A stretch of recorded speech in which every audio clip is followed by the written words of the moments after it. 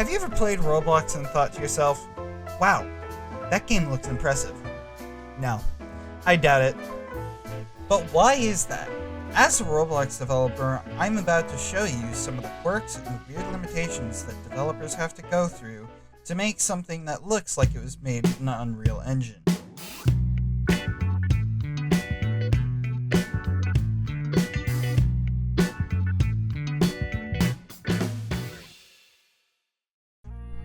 First off, we need to look at all of the current games that are on the edge of what's possible on Roblox. Black Hawk Rescue Mission 5. Black Hawk Rescue Mission is a first-person shooter that has an open-world mode and a team versus team mode. But this game looks insanely advanced, and that's because it is. This game is composed of mostly meshes and other geometry that can't normally be achieved without external programs. When using mostly meshes for your game, you can get enhanced visuals alongside a good performance boost, hence why a lot of the games that I'm going to be talking about use them. Let's go to some more games that are impressively made. Deadlines.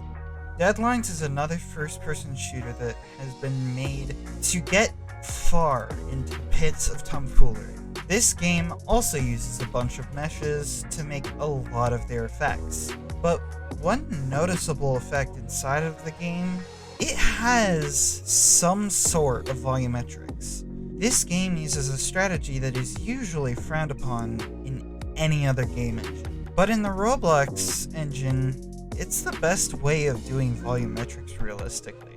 This method is what I like to call plane spam. This method is composed of two-dimensional planes in a row at a very low transparency. This method catches a bit of light in each overlapping layer. Generally, it looks convincing, especially when it follows the camera. Sadly, this method is not very optimized and requires a very beefy computer to run. And now, I think I'm going to talk about a few games that are relevant in our community. I bet you all can tell what's about to come. Oh, what was that?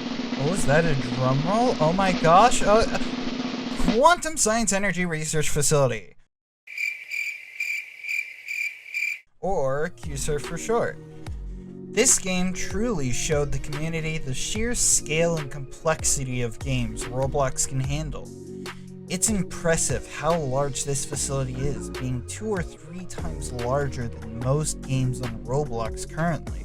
To combat the issues of lag, they have developed an asset streaming system that only streams over what the player should be able to see.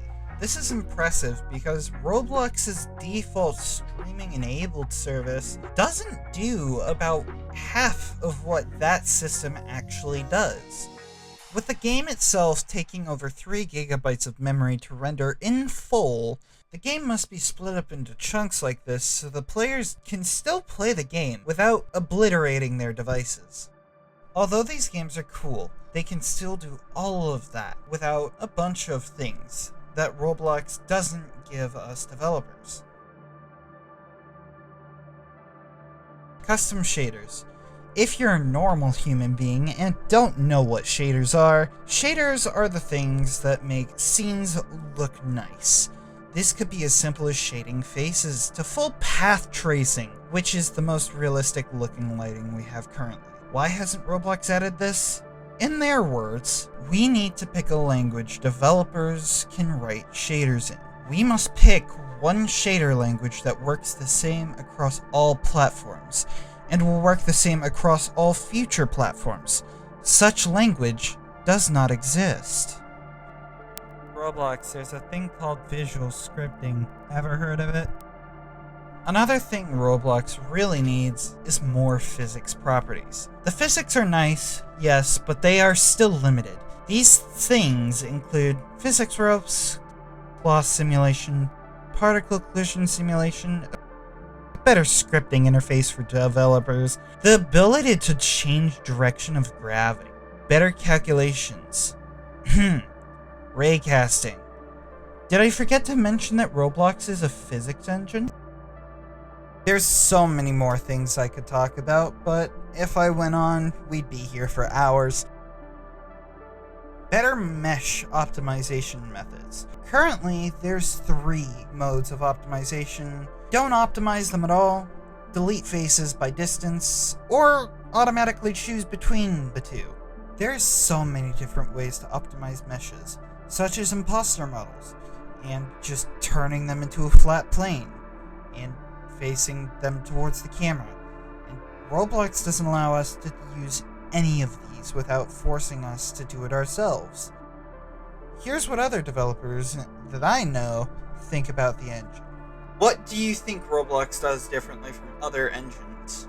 Honestly, I think the idea for Roblox to be self-hosted and basically completely free, it just hosts your games for you, just takes a lot of the weight off of you, so you don't have to worry about multiplayer networking or hosting your own servers. You just get to worry about developing the game itself, which I think is a giant help in game development.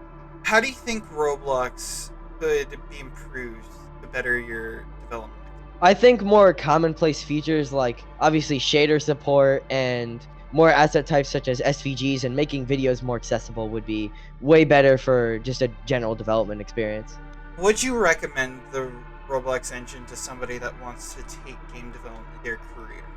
I mean, I think it's a pretty good place, but for industry standards, I would say go with something like Unity or Unreal or like Godot, because they're more similar to, or even the engines you would be using in the industry. So I think those would just be generally better just for industry standards. Editing on in here. The person who was in this portion of the interview was not able to say what they meant very easily, so I'm going to say what they meant as my own voice.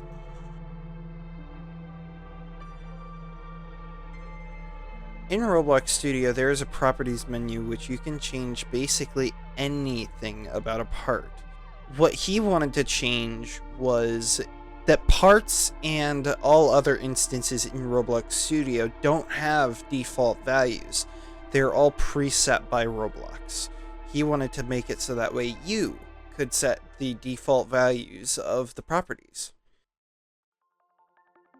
In conclusion, we've shown that Roblox isn't the greatest engine for developers. But if you are a new developer coming to Roblox, you're in the right place, because Roblox is an amazing game engine for newer developers, and something like Unreal, Unity, or Godot isn't really the place to go when you want to first learn engines. Because in other engines, you may run into a whole plethora of random features that you really don't need to know. I'd say stay around Roblox for about a year, get to know the ropes of game development, and then go try and learn something like Unreal, Unity, or Godot.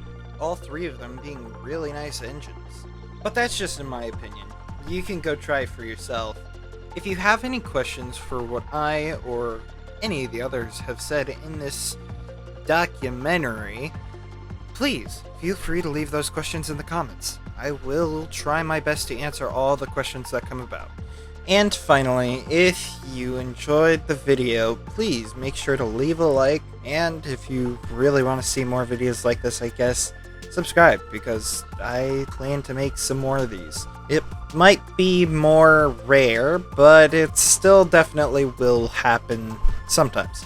But either way, thank you for watching, and I will see you in the next video. Bye-bye!